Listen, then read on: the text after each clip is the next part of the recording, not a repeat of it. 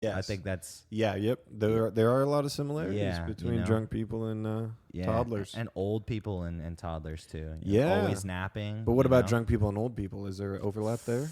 Because that doesn't seem as much. Shitting your pants is the overlap for all of them. Yeah. That is if it was the 3 Venn diagrams, Yeah. shitting your pants is in the middle. And then it's like old people and drunk people is like slurring words or not understanding. There you go. And then like babies. Old people and young people is sleeping all the time. Yeah. Naps. Yeah. Mandatory naps and shit. And then drunk people and young people screaming. Just wanting attention. Yeah, just in general, you know. Too. Yeah, and that's the problem with. But they all hecklers. share fucking shit in their pants. Like that is all 3 of them definitely have that in common. They gotta stop doing that. I think we're getting some more questions here. Let's see. We got Jackie Sanchez. What's up, Jackie? Howdy. We got Star over here too. What's up? Let's see. This says, somebody the Labyrinth. Oh, I love the Labyrinth was a great thing. Let's see. Okay, so we got a couple more questions. Let's see. This said from George, who was actually. Thanks for the questions, by the way, guys. This is really fun. Oh my, I'm amazed. I know, right? I thought it would just be me and Madison. Oh, really? You, me, and Madison, all just like. There's a couple people who watch by, so thank you guys again for coming in to watch. We do this every Tuesday live on my Instagram, and you guys can catch the episodes on Spotify, Apple Music, all that jazz. But let's see. This question says from George: have you ever done a set unprepared on purpose? Yes. Yeah, I would agree as well. Yeah. What's your version of that? I want to hear that. So an unprepared set. Unprepared. I mean, for me, I guess it would be like just set list, like the songs. You don't know what songs you're gonna do, or so it could be that, or like if I'm at open mic, like I don't usually practice before I play. Like when I open up, like I don't practice, but I'd say it more falls under like when I'm doing improv with. Like if I'm making up a song, that's like that's all really unprepared. Yeah, that's just straight me. Like with the loop pedal and stuff. Yeah, like where you're like, let me just put a riff down and then try to play and see what comes from that. Improv too. Yeah, it's just jamming. Yeah. So I would say that's the closest thing. But if I have a gig, then like I at least know what songs I'm gonna play because it's kind of important. So yeah, of course. We're getting down to the last 15 minutes, though, of our set. Okay, cool. So we got to go through these questions a little bit. All right. Have you ever done a set unprepared on purpose? Have you done a little set? Yes. All right, next question. What was your experience with that, though? I mean, there's so many. I think last night was pretty unprepared. Like, I didn't necessarily do it on purpose. Like, like yesterday was like I just was so busy all day, and then I forgot to write and work on a joke. So then I'm kind of just doing old jokes, and I haven't like really spent the time to work on them. But there are times where I'm specifically go out and like, let me just see I'm just literally going to talk about anything and then see if literally anything happens. And it just is one of those, like, it might catch on and there might be like a great moment.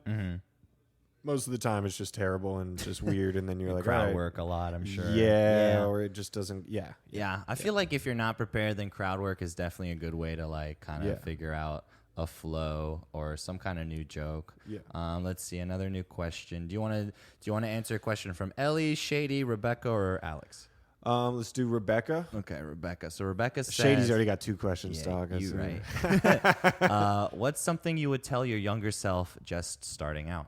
Okay, that's a great question. Thank you, Rebecca. Yeah. Do you know what you would tell yourself starting out? When did you start? I guess would be the first question for me. Well, I started playing music when I was 6. I started playing guitar when I was 6. Okay. So what would you say to your 6-year-old self? Keep practicing. Yeah. Yeah. And I'd say don't be afraid to, show your original music. Because, like, for me, it was... like you said actually earlier in the beginning, I'm like super critical of my own work, and sometimes you get in your own way, and of course. And that's like one of my biggest problems when I was younger is that I would get in my own way and I wouldn't I had these original songs, but I always thought they were shitty or whatever. Yeah. And going to the Riverside Mic was the first place that I had done my original songs. Oh, sweet. And I got a good feedback from that, and I was like, whoa. Oh yeah, and it's like, it wasn't as bad as I thought. It was just all me playing a trick on myself. Exactly. That's so much of everything. It's just getting out of your own way to do it properly. Yeah, definitely. So would you say that to you? Would you say like just don't like be aware trust that your gut, definitely. Yeah. Be aware that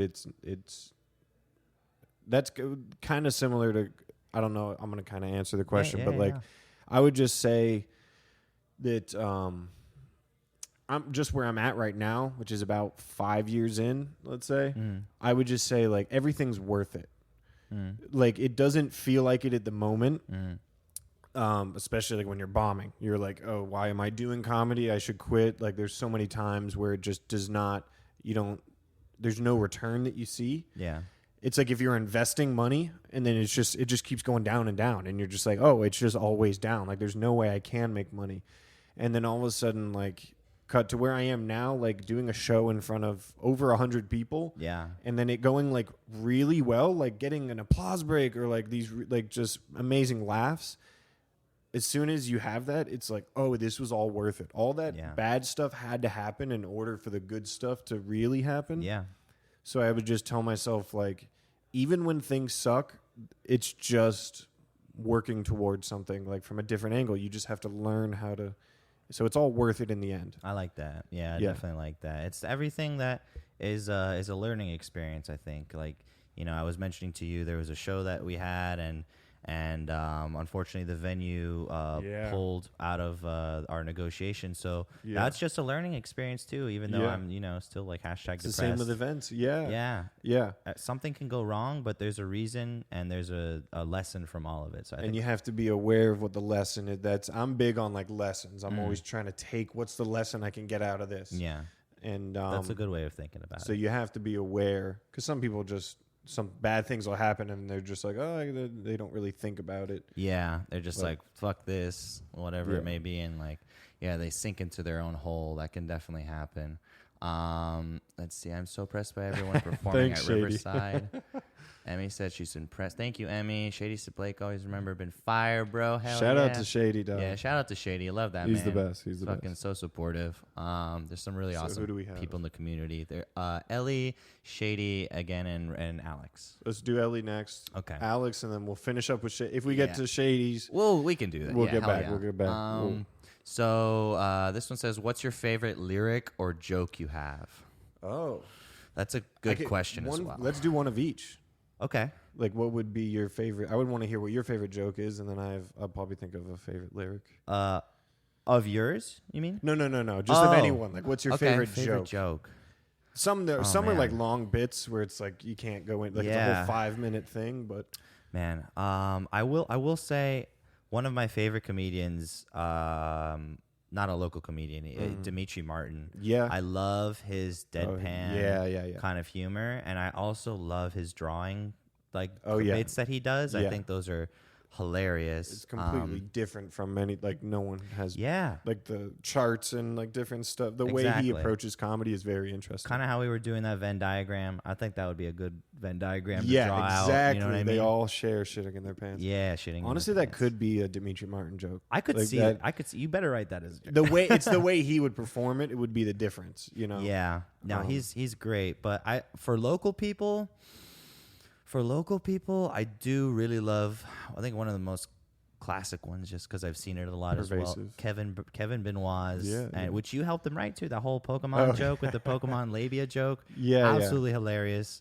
I love hearing that joke. It gets me every time. Yeah. Chris Benoit did a great set last night too. Yeah. And I didn't see it. He actually made the joke with being a server and all that stuff. And for me, like that fucking got me. Oh, it just hits you right. Yeah. It was one that was like super relatable. Super relatable. Yeah. Exactly. Those are the best. What about lyric? What's lyrics? Of my own lyrics or of random lyrics? I guess any answer. I guess shit, man. Lyrics. What's something, if not favorite, then what's been vibing with you lately? I can't really, at the top of my head, it's hard to think of. For one of my own lyrics, one of the newest songs that I wrote is I wish I could learn how to fly without learning to fall. Yes. And I think I like that lyric a lot because, there's, it kind of goes back into, accidents that happen and like during your set, things can go wrong. But like you got to learn how to, like you can't fly you can't have good without the bad. It's all I like the learning to fall. I think of it as like having to fall. having. You know what I mean? Like, I wish I could learn how to fly without having to fall. Like that jump out of the nest, you know, like of the. But yeah, I do think sometimes art is like just learning how to be better at flailing, like learning how to be better at it going bad. And, so yeah, and like to be comfortable in those bad learning situations. how to fall. Yeah. So I mean, that's I like it. Just off the top of my head. I like it. Something I could think of. But what about for you? Favorite joke? Favorite joke. I mean, it's so difficult because we can't get into favorites of any. Like, there's no one thing that rules over them all. Right. You know. Yeah. I appreciate different things for different reasons, but like my most recent favorite joke was Shane Gillis. On he put out a special. I'm not sure if you know who he is or was. Maybe if I saw his face, but yeah, he got he was on SNL, and then like within hours of him being on SNL, they found this podcast where he said like a derogatory term, and he got canceled, and then. Whoa. But he's like a really good and it was kind of like ridiculous. It was a little bit too. I mean, I don't take a stance on it, but it was like a lot of people reacting and overreacting, and it's just caught up in the, you know, the culture Cancel of it. Culture, yeah. And then, so he got like within like hours of getting the job. But he just kept doing comedy, and he released a special, and then everyone saw like, oh, this is why he was on SNL, because like this guy, he's going to be one of the funniest comedians like of our time, definitely. I mean, he's just hilarious. I'll look into him. But what joke you said? He's been doing this new joke about Fox News Dad, about like how they're a Fox News dad, like that's a good dad. Like Fox News mom, you don't want Fox. That's like you smoke in the house. Like it's not. You don't want a Fox News mom. A Fox News dad is a good dad, and he just goes off on about like. His dad, because he was living with his parents or something, so like his dad every night watching Fox News and just getting mad and just being drunk, and so yeah, I kind of want to see that. It's hilarious. It's hilarious. But a lyric and then I guess a favorite lyric. The only lyric, one of my favorite lyrics. What is the one? Oh shoot! It's from "Learning to Fly" by Pink Floyd. Learning to Fly. Let's look it up. I'm gonna have to get off the live. That's funny. We're both doing that. Learning to Fly lyric. Yeah, I guess I can think of one from a Flaming Lips song. Do You Realize? But I don't even remember that one. I know where they are. It's tough to think of like stuff on the spot sometimes, but especially lyrics, like, and getting the lyric right. I think wordplay is definitely a huge part in both the art forms, in comedy and music. Picking the right words, the right choice of words. But I don't. You got that lyric? I think I do have this one. No, that one's not even. I thought I had it too. It's okay. It was a different song. Here, let me pull it up, and then if you want to start doing like the next question, and then I'll have it real quick. Okay, so Alex then says, "Oh, I got it. I got it. You got it." And this kind of goes back to the advice I would give myself when I was younger. Now the world can be an unfair place at times, but your lows will have their complement of highs. Okay. And I like that. Yeah, just it's highs. A very positive lyric. That one that's stuck cool. Out. Compliments of highs. And it's a very happy song too. You'd have to hear the song "Ambling Alp" by Yesayer. Okay. It's a really happy song, and it's the way I said it was a lot like it's a lot more exciting. I said it pretty boring, but it was. I mean, you said it as like a quote, which exactly. I think that's a good line too. Yeah, you can't know what the highs are without having the lows, or vice versa. So. Yeah. Alex said, I think she says, how excited are you to be headlining for Riverside? Which, in case you guys didn't know. Do you want to answer this one?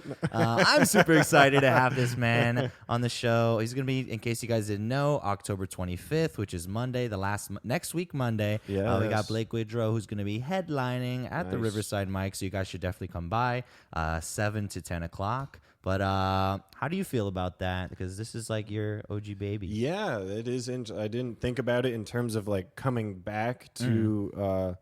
I mean, I just thought of it like, oh, cool, stage time. Like I was like, yeah, I'll take it. Yeah. And it's fun. I think it's gonna like last night I was at the open mic, and there's just like people that I've known for now years, like they were just like, oh, Blake's here, and they were like, I'll stick around and watch your set and stuff. So it's like. So it'd be really cool, I guess, if there's people like that coming out on Monday to be like, oh, like we have history of like they've seen me and we've all grown and changed as people. Yeah.